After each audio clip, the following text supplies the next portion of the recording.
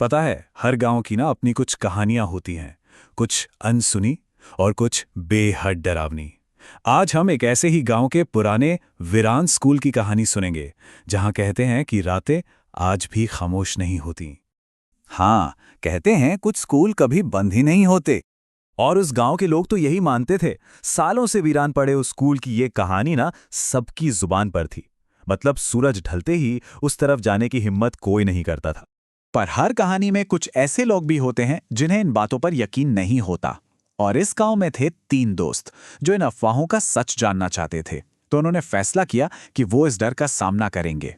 अमन, रवि और सुरेश। उनके लिए ना ये सब बस मनगढ़ंत बातें थीं, अफवाहें। और सच को सामने लाने का तो एक ही तरीका था, उस स्कूल में एक पूरी रात गुजारना। तो सोचिए, आधी रात का वक्त, पूरा गांव गहरी नींद में है और ये तीनों हाथ में बस एक टॉर्च लिए उस पुराने डरावने स्कूल के गेट पर खड़े थे। हवा मानो एकदम से थम सी गई थी। अमन ने अपनी सारी हिम्मत जुटाई और उस भारी जंग लगे गेट को धक्का दिया। और जो आवाज आई ना, एक लंबी, दिल को चीर देने वाली ची जैसी आवाज ने रात की खामोशी को तोड़ दिया।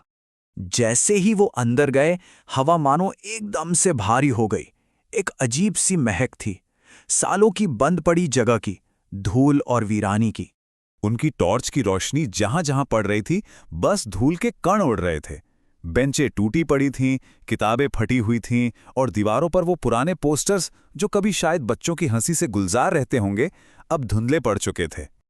सब कुछ शांत था और फिर अचानक एक आवाज, ठक ठक ठक, एकदम साफ और बहुत पास से, जैसे कोई खाली क्लासरूम में ब्लैकबोर्ड पर चौक चला रहा हो। रवि की तो हिम्मत ही जवाब दे गई। उसकी आवाज में डर साफ था। यार, यहां तो कोई हो ही नहीं सकता, तो फिर ये आवाज कैसी? मजाक अब धीरे धीरे हकीकत बन रहा था। अब अमन ने एक गहरी सांस ली और वो धीरे धीरे दबे पांव उस दरवाजे की तरफ बढ़ा जहां से वो आवाज आ रही थी। हर कदम के साथ धड़कनें तेज होती जा रही थीं। और जो उन्होंने दरवाजे के अंदर देखा, उसे देखकर तो उनके होश ही उड़ गए। टॉर्च की रोशनी में उन्होंने देखा कि चौक का एक टुकड़ा अपने आप हवा में उड़ रहा था और ब्लैकबोर्ड पर कुछ लिख रहा था। और बोर्ड पर लिखा था, आज भी देर से आए हो।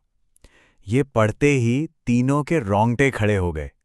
ऐसा लगा जैसे वो उस क्लास का हिस्सा बन गए हों और कोई उनका इंतजार कर रहा था। वो अभी इस झटके से उभरे भी नहीं थे कि क्लास के बिल्कुल पीछे अंधेरे से एक और आवाज आई। इस बार किसी बच्चे के सिसकने की आवाज। अब तो उनकी रही सही हिम्मत भी टूट चुकी थी। उन्होंने कांपते हाथों से अपनी टॉर्च को उस आवाज की तरफ घुमाया और वहां क्लास के सबसे अंधेरे कोने में एक छोटा सा बच्चा बैठा था, एक टूटी हुई बेंच पर सिर झुकाए, और उसके कंधे रोने की वजह से हिल रहे थे। सुरेश ने किसी तरह हिम्मत जुटाकर पूछा। उसकी आवाज कांप रही थी, तुम यहां क्या कर रहे हो?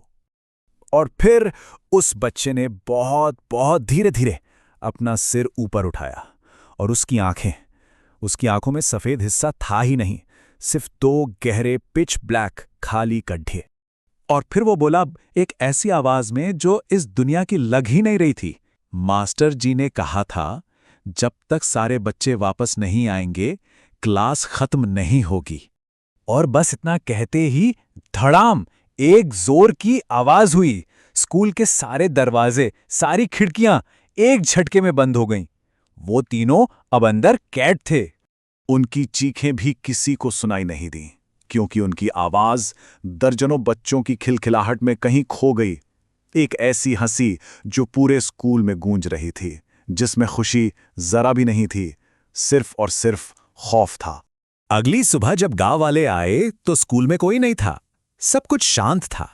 बस उस क्लासरूम के फर्श पर 3 नए स्कूल बैग पड़े थे, बिल्कुल साफ, जैसे अभी अभी कोई रख कर गया हो। अमन, रवि और सुरेश, उनका फिर कभी कुछ पता नहीं चला।